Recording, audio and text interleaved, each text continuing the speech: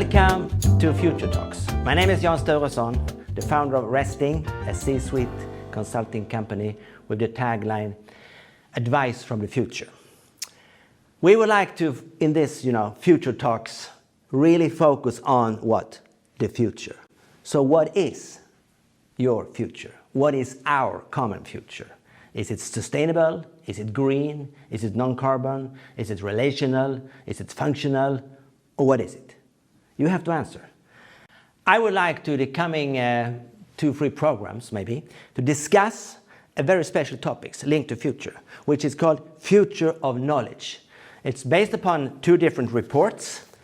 You see them here on the screen. It's done by UNDP, United Nations Development Program, and my client was Hani Torki. And I did this together with PwC Luxembourg and partner Lauren Probst, and a great team. And also collaboration with MBRF, the Knowledge Foundation in Dubai.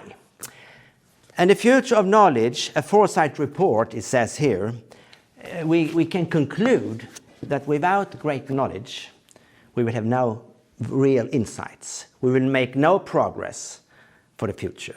If we have kind of an archaeological approach looking back, we will probably, we will make incremental steps.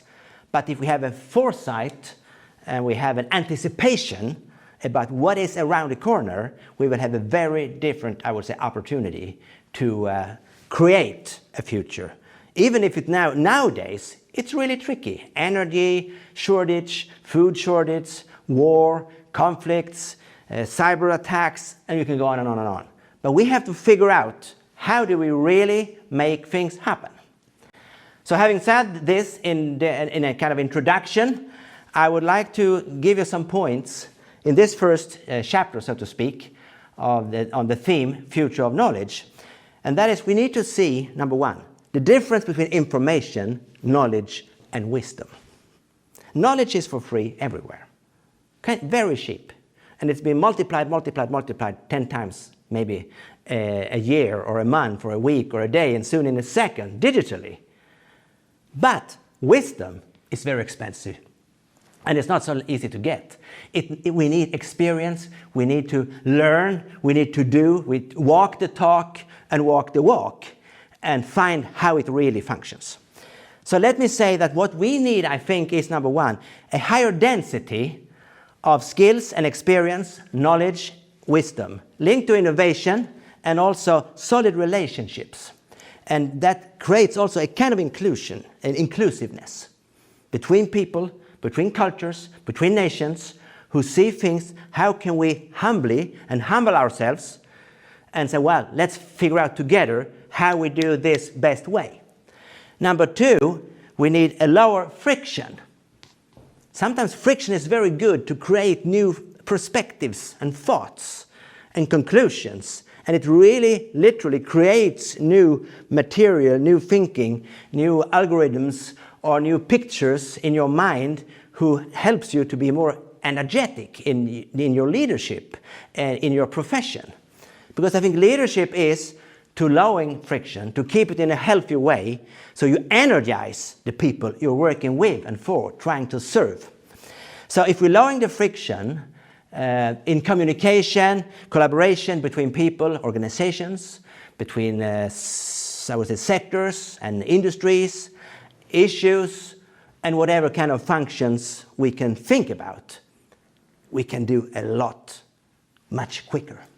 The third point is higher frequency, which is about the speed of iteration. You can have quite, slow speed, do, do, do, do, do, do, or you can have da, da, da, da, da, da, da, da. Then it happens, quicker. We have back and forth, a kind of a knowledge ping pong, how we see, oh, that's interesting, and I return, I get, I return, and we're sharing, we're creating, and this is about, I would say, knowledge cultivation. Knowledge landscaping, getting the organization in the right angle so the flow of knowledge will take us to the right place. Having said that, I think the frequency is about, creating better relationships with stakeholders. Internally, in a huge organization. For example, when I was in PwC, huge organizations, hundreds of thousands of people, and it was about relationships. Good relationships creates great knowledge. So let us then say that these three things, density higher, friction lower, and frequency higher. And let us then end with a graphic, a picture, which you will soon, or you see it on the screen, and that is about how to apply a new approach to knowledge about yesterday, today, and for the future. And the yesterday, looking back, I think that's the research approach. Have a knowledge management. You manage knowledge, but I'm not so sure that's the real thing. Maybe we have to go to today's situation more, which is a knowledge leadership. And then you can come to the future, which is knowledge flow, which I just mentioned. So this is an example about looking yesterday, today, tomorrow. And then we have a lot of different things like traditional statistics and KPIs yesterday, input variables, quantity of data, volume of knowledge, research focus, reactive spirit, and all of those kinds of things, standardization of knowledge, and so on and so forth. Today, I said knowledge leadership is good, because why is it so important to think about management and leadership? Because we are over-managed very often, but we are under-led. So you and I can be the recipe about energizing the organization to think new thoughts outside the box or even without the box. Then it's a different story. So today I would say knowledge leadership, adding impact indicators. It's not key PI, key performance indicators. It's key IIs, key impact indicators. So that's a new thing. And it's also the outcome and impact factors. It's about knowledge quality, and it's about the analysis. It's about a new, more proactive spirit, not a reactive. It's a non-standardization thing, and it's also more disruption and higher knowledge volatility. This creates intelligence. So question is, do we have corporate intelligence or do we have corporate ignorance? If we should look into the future, because future is for search, and that's the third column here on the picture on your screen. It says knowledge flow, integrated indicators of KPI, KIIs, real-time processing, and machine learning, AI, Internet of Things, and you can say virtual reality, AR, VR. There's a lot of acronyms. All these are important. But maybe it's even more important to understand that AI also means authentic intelligence. It's human, you and I. We're not a robot, we're human. We need to manage the robot. Managed, yes. We need to manage the robots, lead the people. With these words, we can have greater anticipation and imagination. Steve Jobs said, there are two kinds of people. High-level imagination and low-level imagination. What do you want to be? I think high-level imagination creates more vision, more energy, more future, more insights, and more, I would say, wisdom, which create an exponential knowledge volatility. But with your insights, your team, your relationships, you can make a lot of things happen. Having said all this, think about the old.